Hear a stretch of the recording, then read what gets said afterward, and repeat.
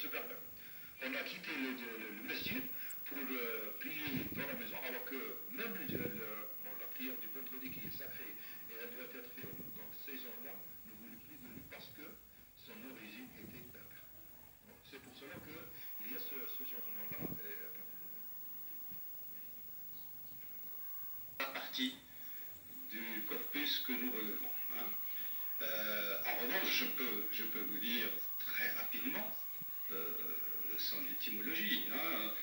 Vous enlevez A, vous enlevez M qui est informant, vous avez la racine je, do.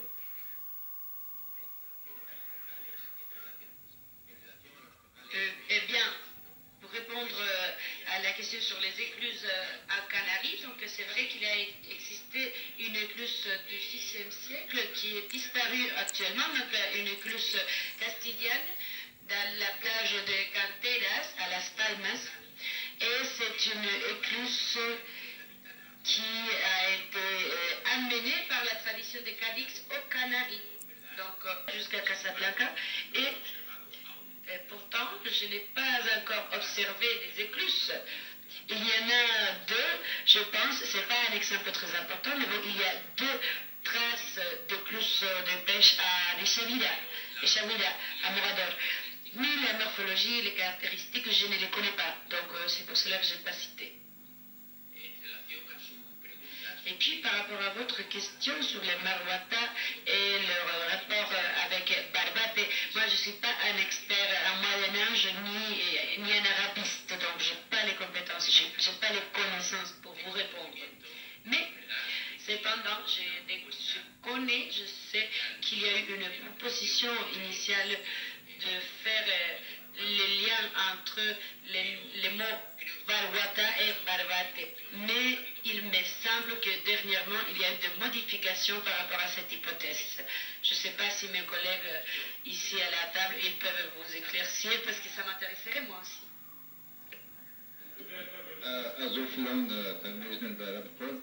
Je m'appelle Arthur Daoudé, artiste particulier de recherche interculturelle, de recherche sur les beaux-arts, les belles-lettres et l'histoire. J'ai quand même à chacun de monsieur une question. D'abord avec monsieur Abdelkader, on parle beaucoup d'intégration, intégrer. Je ne trouvais pas que c'est plutôt endoctriner. Parce que entrer quelqu'un dans une religion, à l'époque, c'était beau de l'épée. Hein. Alors là, le mot intégrer, c'est un peu, je trouvais beaucoup plus adoré. D'autre part, c'est Madame Dolores, en tant qu'artiste, concernant les dessins, les almohades, etc. Et je trouvais quelque chose qui manque, que je ne sais pas si vous l'avez ici, c'est la femme, le tatouage. Le tatouage, c'est le seul qui porte encore des définards, depuis l'aube des temps. Et je vois que vous n'avez pas parlé de ça. Est-ce que ça n'existe pas? Ou bien est-ce qu'on leur a interdit d'avoir ça au moment de l'islamisation? C'est très important ça, on trouve du tatouage qui veut dire que chaque village portait son autre définard.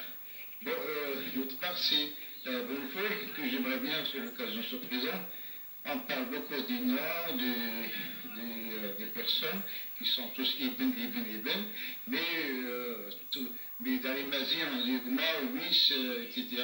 Et on voit que sinon, ils sont tous les enfants de Ibn parce qu'effectivement, on attribue ça au père, alors que dans les Mazirs, c'est toujours la mère ou appartenant à la mère et non au père. On commence par ça. Et une autre question, peut-être pas une réponse, c'est concernant le nom des poissons.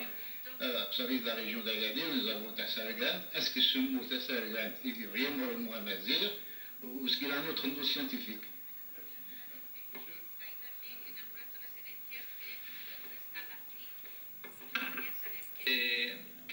Non, je vais faire une intervention très rapide, donc je voulais tout simplement dire que dans les années 80, il y a eu des interventions archéologiques à Moursi, à Siyassa, et on a trouvé un ensemble d'environ 200 arches et 200 portiques de l'époque pré-almohade, avec des motifs très clairs, très documentés, et avec des motifs de l'époque proto-nasride. Et je voulais inviter la docteure Villalba à nous visiter, ce site pour pouvoir connaître cette richesse énorme de la collection pré-almohade qui n'a pas été suffisamment publiée dans les sources, et pour connaître les excavations de M. le docteur Navarro Et donc, je vais vous faciliter la permission et tout cela. Et je vous invite. Donc, nous avons une collection fantastique avec des arches, avec différents éléments, avec des décors de tout type, avec des tailles, avec des cercles, des motifs géométriques, même inédits. Et je voulais inviter, bien sûr, toute la salle, toute l'audience à nous visiter au musée et Dr Ramos aussi, donc à visiter les installations de la mer Mineure, del Mar Menor. Encañizadas, c'est des structures similaires faites avec des cannes.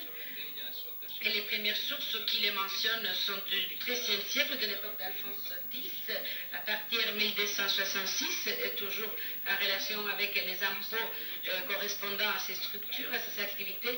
Et l'on attribue leur création à l'époque de mer, entre guillemets bien sûr, par l'époque de mort. Mais c'est évident que c'est d'une époque précédente. Je ne sais pas si c'est préhistorique, proto-hispanique ou du Moyen-Âge. Donc il y a beaucoup de matériel organique qui s'est perdu.